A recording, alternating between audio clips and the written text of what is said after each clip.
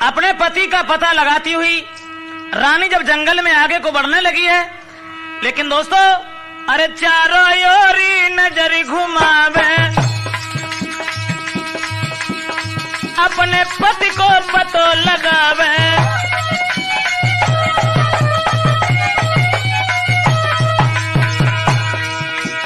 नहीं पति नजर में आवे और बिन पति के रुधन मचावे।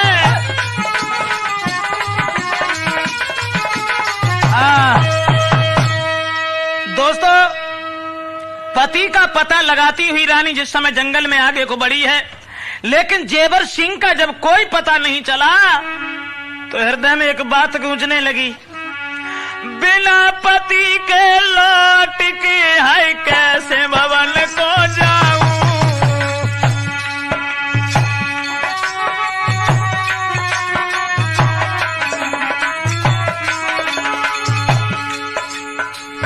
बिना पति के कैसे वे है लौट महल को जाऊं। मारे कटारी जंगल में अब हम मर जाऊं।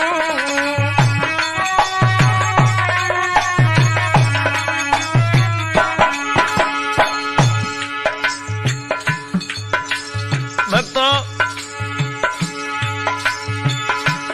जंगल में पहुंच करके जिस समय वो रानी रोने लगी, मेरे कंठ तुम बिना घर को न जाऊंगी, पेट भर के जंगल में है मैं मर जाऊंगी। लई कटारी नारी बाछल और हृदय पैदरी जमाए, तब हिल गो आसन विष्णु जी को के नीचे से सगए में बहलाई।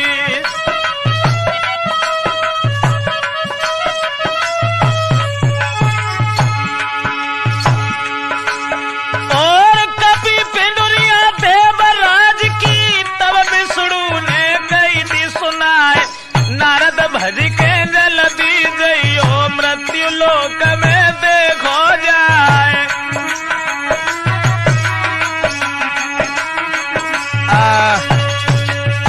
जिस समय वो रानी मरने के लिए उद्यत हुई है, भगवान विष्णु का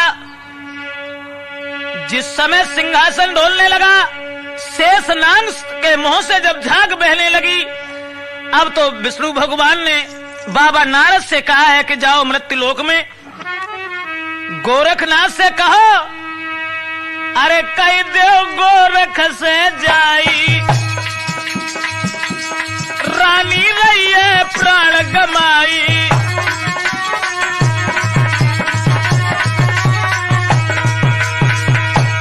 और सब बात दियो समझाई, देव भक्ति को दर्श दिखाई।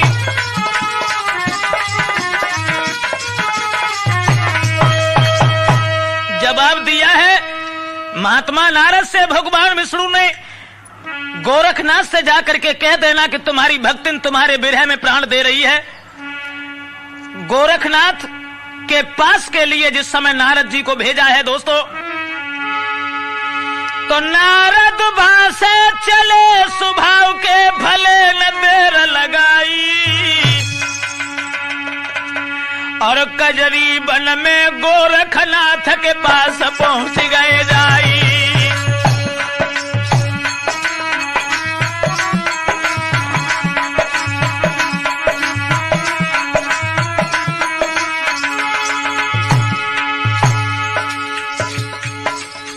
नारद जी जब चले हैं, गोरखनाथ के पास में जब पहुंचे हैं तो दूर से क्या देखा,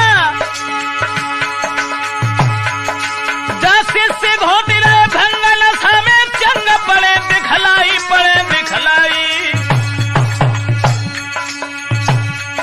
तब गोरखनाथ ने हंस के गिरा सुनाई, गोरखनाथ ने हंस के गिरा सुनाई।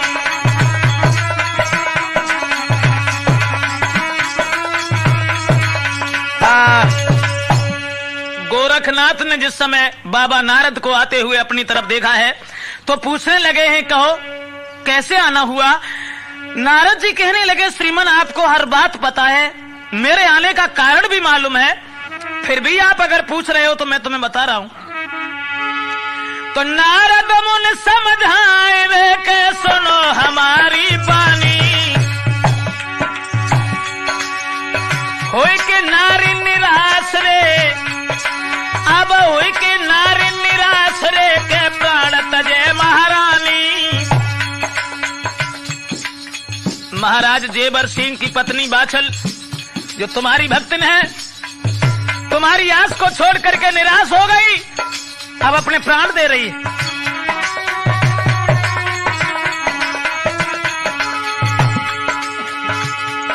महाराज करो रानी की पूरी आस, इतनी कह कि नारद जी तो गए विष्णु के पास। भैया यो गणनाथ को पास बुलाएगी, गोरख बोले हैं, तभी यो गणनाथ को पास बुलाएगी, गोरख बोले हैं। आज महात्मा नारद के ये वचन सुनने के बाद में गोरखनाथ ने अपने प्रमुख चेला औगरनाथ को पास बुलाया और ये कहा कि लाला, सुना है कि जेवर सिंह की पत्नी अपने प्राण दे रही। तो गुरु गोरख कहे, चेला योगण सुनो, गुरु गोरख कहे, चेला योगण सुनो, देर करने का मौका यहाँ पर नहीं।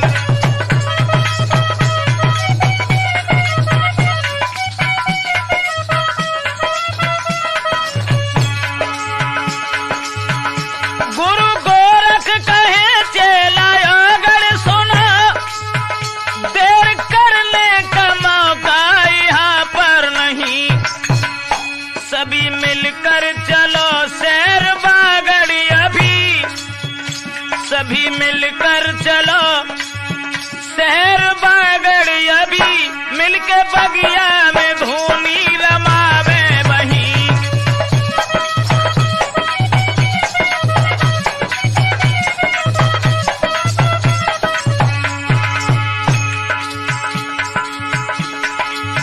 सुन के बातें सभी से आगे चले, गुरु गोरख भगे शहर बागड़ तभी।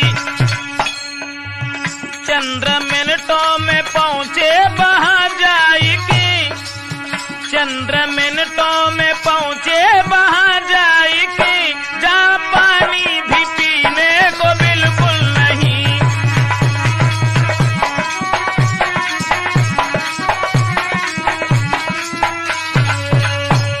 महात्मा गोरखनाथ के कहने के आधार पर औगड़नाथ ने सब संतों को गुरु की आज्ञा सुनाई। तो 1400 चेला जब चले हैं, महाराज के नौलख बगिया में पहुंचने के बाद में सबने एक एक वृक्ष के नीचे अपनी धूनी लगा ली है और गोरखनाथ ने एक ऊंचे से टीला पर अपनी धूनी लगाई है। दोस्तों, इधर तो महात्मा गोरखनाथ पहुंच जाते हैं वहां बाग में, उधर आकाशवाणी हुई है कि महारानी बाछल, तुम अपने बाग में जाकर के देखो, गोरखनाथ तुम्हारे बगिया में मौजूद हैं।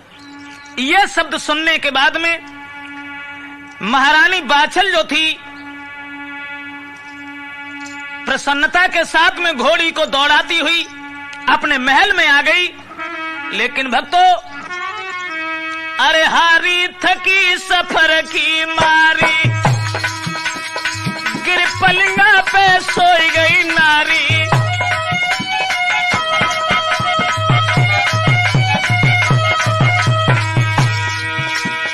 हारी थकी सफर की मारी, गिर पलंगा पे सोई गई नारी।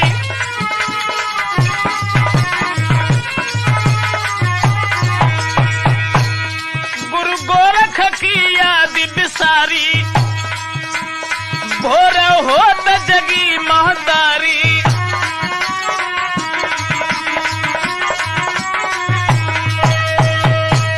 भक्तों, गोरखनाथ की याद नहीं रही, सफर की हारी हुई जिस समय रानी बाछल लेट के सो जाती है, सुबह जब हुआ है तो भोर हो त चेला जगे, गुरु से कही रिसाए, आप तो कहते फूल फल या पानी तक न दिखाए। गोरखनाथ से जवाब दिया शिष्यों ने, आप तो कहते थे कि फल फूल हैं, देसी घी की पूड़ियां हैं, लेकिन यहां तो कुछ नहीं, पानी तक न दिखाई, यहां सूरज की धूप तपावे, पानी तक न दिखाई, यहां सूरज की धूप तपावे, 1400 चेला बिन पानी सभी यहां मर जावे।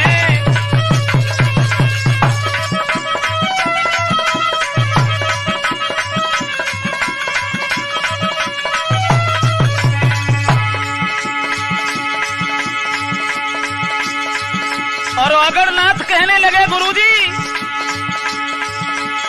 छाया नहीं बाग में बैठ के जो ले पसीना सुखाई, कौन जन्म के पाप मौत, हाँ कौन जन्म के पाप मौत जा बदले वाले आई।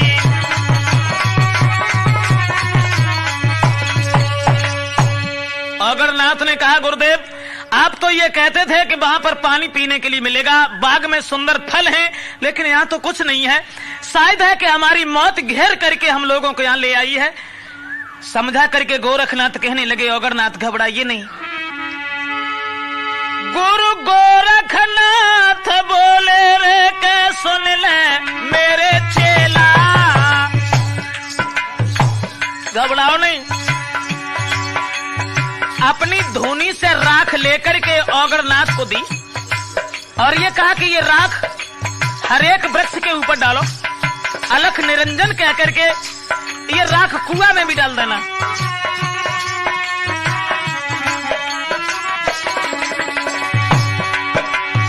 अलख निरंजन कह के राख डालो, न करो झमेला, महाराज धीर धरि दैती राख कोंडार, सुंदर देखे फूल वृक्ष सब साज भय तैयार।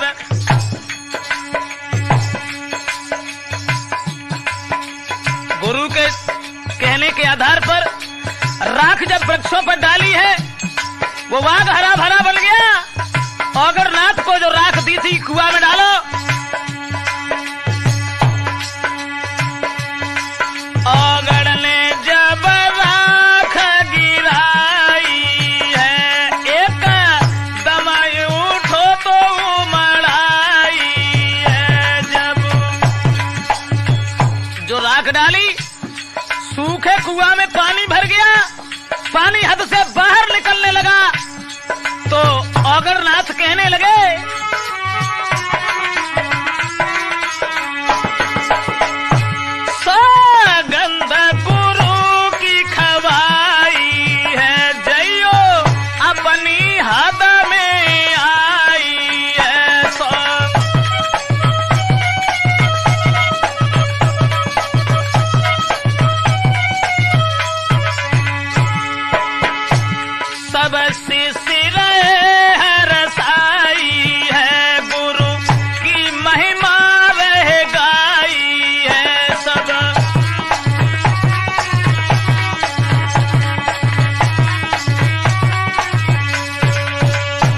नौजवान साथियों, गुरु जी के कहने के आधार पर और जिस समय उन्होंने राख डाली है, कुआं में पानी आ जाता है, वो बाग सब हरा भरा बन गया। इधर महारानी बाछल की जो दासी थी, मूंगा दे बांधी चली, पहुंची बाग में जाए, देखा गुरु के संग में कोई चेला भस्म रमाए, हरी भरी बगिया लखी तो बांधी गई सिहाई, एक शिष्य से पूछ के तब लौट पड़ी हरसाए। दोस्तों, गुरु गोरखनाथ का पता लगाने के बाद में वो बांदी जब लौट करके चली है महल की तरफ, और महारानी बाछल के पास में पहुंच करके हाथ जोड़ बांधी कहे सिद्धि भय सब काम, और खुश खबरी बतलाऊंगी देव हमें इनाम। समझा करके कहने लगी, जिंदगी भर की आस तेरी पूरी हो गई। आज महात्मा गोरखनाथ 1400 शिष्यों को साथ लेकर के तेरे बाग में आ गए हैं, और बहन जो बाग सूखा पड़ा था वो बाग हरा भरा बन गया। उसी समय महारानी बाछल जो थी, अरे रानी चढ़ी गई है अटारी, और बगिया में निगाह पसारी।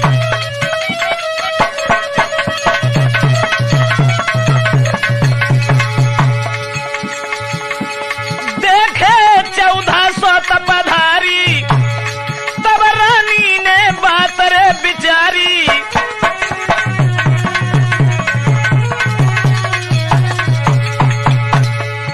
1400 शिष्यों को निहार करके महारानी बाछल बड़ी प्रसन्न हुई।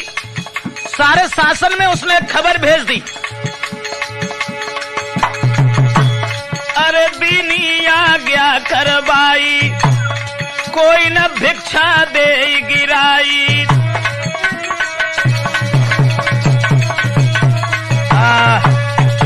महारानी बाछल ने अपने प्रजा के लोगों से ये कहा है कि महात्मा गोरखनाथ अर्थात उनके शिष्यों को कोई भी अपने तरफ से भिक्षा नहीं देगा।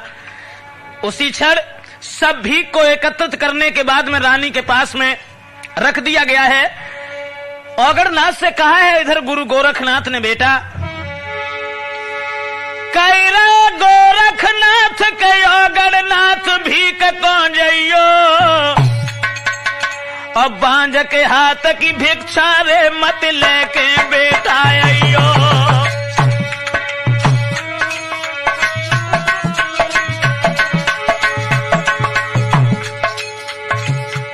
गोरखनाथ कहने लगे, बेटा औगड़नाथ जाओ, लेकिन बांझ स्त्री के हाथ की भीख लेकर के मत आना।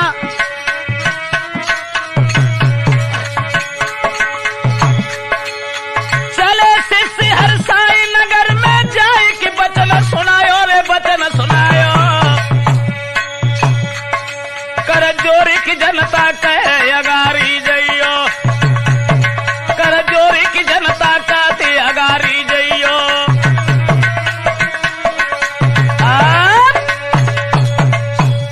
गोरखनाथ के कहने के आधार पर जिस समय शिष्य सभी भीख लेने के लिए जाते हैं, लेकिन प्रजा के लोगों ने भिक्षा नहीं दी और ये कहा कि हमारी रानी जो है उसी के दरबार पर तुम्हें भीख मिलेगी। औगड़नाथ शिष्यों को साथ लेकर के वहां पहुंचे। रानी के महल के दरवाजे पर रानी के द्वारे आई आवाज लगाई।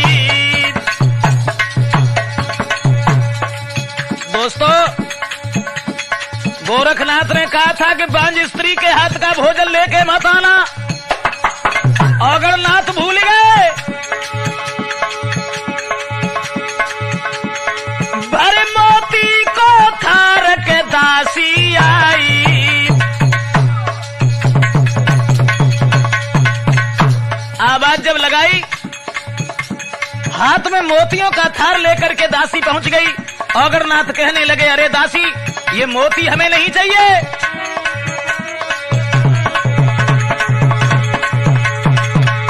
महाराज कही औगड़ ने तब समझाई, ऐसे मोती गुरु हमारे और धूनी में देत जराई। सुन के औगड़नाथ की दास के बांधी फौरन बतरानी, सुन के औगड़नाथ की बात वो दासी हंस की बोली है।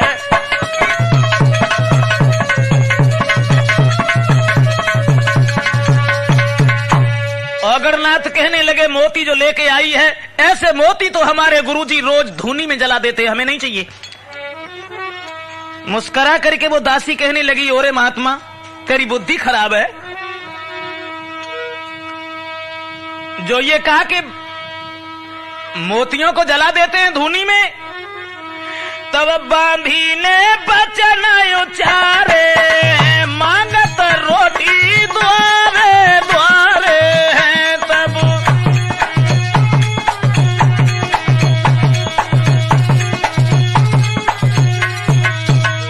कह रहे मोती रोज पजारे हैं, तो नहीं फिरते द्वारे द्वारे हैं। कह रहे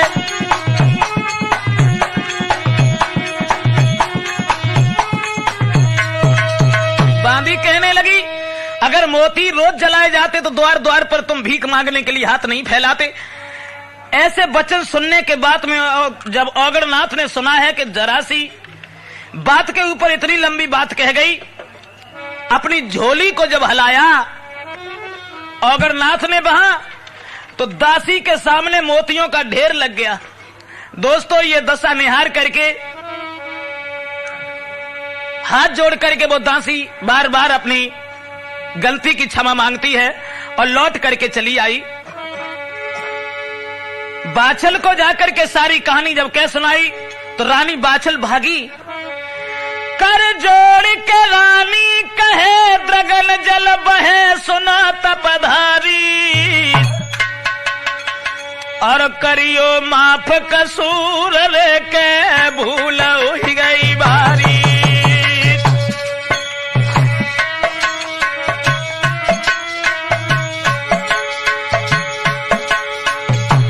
महारानी बाछल ने ये कहा कि तुम चलो, तुम्हारे पीछे मैं भोजन लेकर के आ रही हूं।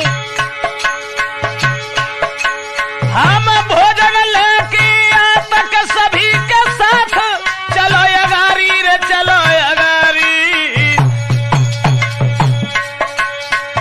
सुन रानी की बात के गए सिधारी, सुन रानी की बात के गए सिधारी।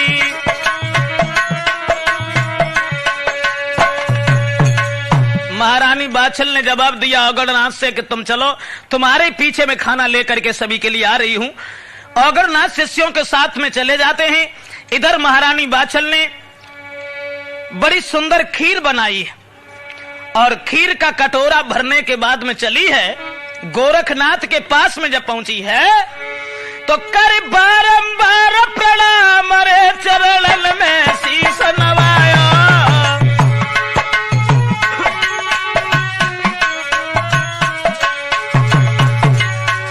गोरखनाथ ने खीर को कटोरा हाथ गहाया, खीर का कटोरा लेकर के औगड़नाथ से कहा कि इसे ले जाओ और सब शिष्यों में बांट दो। अब औगड़नाथ के ये समझ में आ गया 1400 चेला और जरा से कटोरा की खीर से सब लोग नहीं अफर पाएंगे। महाराज रखी औगड़ ने तुरंत छुपाए, सब शिष्यन को खीर बांट दई थके न तल का घटाए। औगड़नाथ ने अपने हिस्सा की खीर पहले ही छुपा करके रख ली, लेकिन गोरखनाथ का ये कौतुक देखा, खीर सबको बांटने के बाद फिर भी घटी नहीं, उतनी बनी रही। महाराज गुरुजी मन में गए खिसियाए, लेके चिमटाए औगड़ के तब दीने साथ जमाए। वीरन भोजन करके बाछल तय तब हंस के बोले हैं, अब तो भोजन करके बाछल तय तब हंस के बोले हैं। खीर का कटोरा लेकर के 1400 शिष्यों में जब खीर बांट के रख दी है, लेकिन वो कटोरा खाली नहीं हुआ। उसी समय महात्मा गोरखनाथ ने कहा है कि बेटी अब तुम घर के लिए जाओ और थोड़े समय बाद लौट करके हमारे पास में फिर आना, लेकिन ये बात किसी से कहना मत कि गोरखनाथ ने दोबारा बुलाया है, तब हमसे तुम वरदान लेके चली जाना। लौट करके महारानी बाछल चली है भक्तों, तो रानी मन में खुशी काछल सखी पास में आई, और का गोरख ने कही देव बतलाई।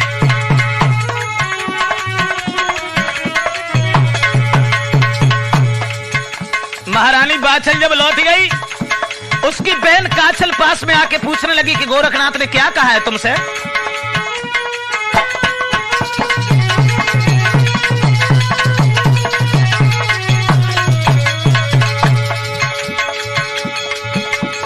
बाछल ने तत्काल के सबरो हाल दो बतलाई, सुन के बहन की बात फौरन हरसाई।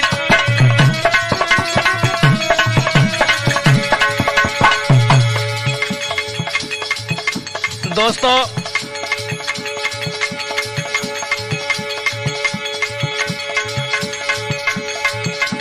बाछल ने जब सारी कहानी बताई है अपनी बहन को, लेकिन वो कपटिन औरत ने बात बदल के ये कहा है कि बहन तुम अपने वस्त्र मुझे दे दो।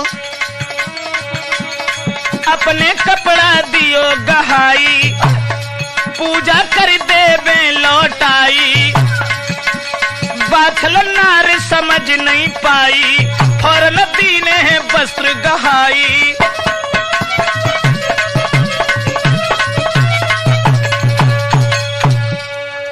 बाछल रानी से जब काछल ने यह कहा है कि बहन हमारे वस्त्र तो भीतर रखे हैं, एक काम करो थोड़ी देर के लिए तुम अपने कपड़ा हमें दे दो, पूजा करके लौट करके मैं तुम्हारे वस्त्र तुम्हें दे दूंगी।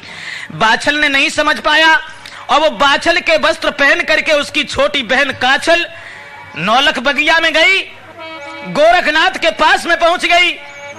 समझ तो गए गोरखनाथ की बाछल की बहन है, फिर भी उससे मना नहीं किया। समझ गए ये बाछल की है बहन पास में आई, फिर भी अपने हाथ से दुई दीने जबा गहाई।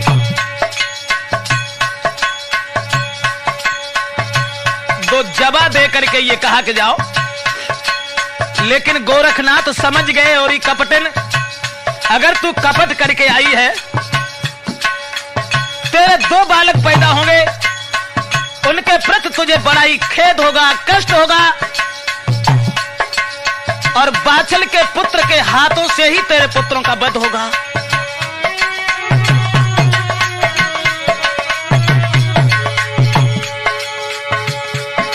महाराज नारी को दीनों है समझाई, काछल घर को गई के फौरन दे वस्त्र लौटारी।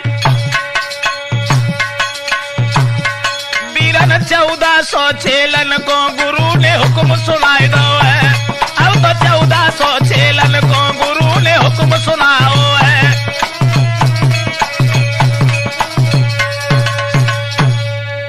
बाछल की बहन काछल जब दो जबा लेकर के चली गई और गोरखनाथ शिष्यों से ये कहने लगे कि लाला अब यहां से चलो आगे के लिए। गोरखनाथ तो जब चले जाते हैं बगिया से, और इधर वो बाछल चली है दोबारा फिर महाराज गोरखनाथ के पास में।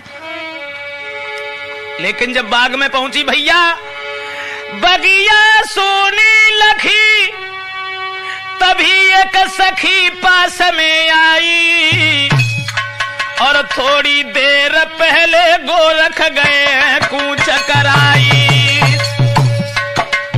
मालिन ने आकर के कहा बहन थोड़ी देर पहले चले गए हैं महात्मा गोरखनाथ,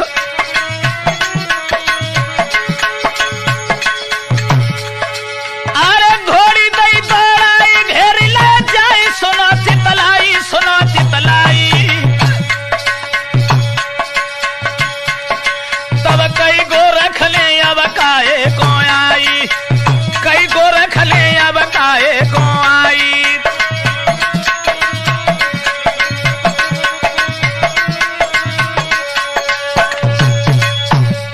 को दौड़ाती हुई गोरखनाथ को घेर लिया है, दोनों हाथ जोड़ के कहने लगी श्रीमन आपने आशीर्वाद देने के लिए कहा था, लेकिन मैं क्या करूं। गोरखनाथ कहने लगे बेटी माफ करना, आशीर्वाद तो मैं दे चुका हूं, मेरे पास में अब कुछ नहीं बचा। कहने लगी तो मैं लौट करके अब घर नहीं जाऊंगी।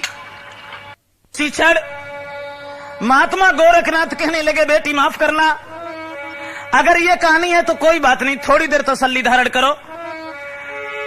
तो आंख बंद कर बाबा ने अटल समाधि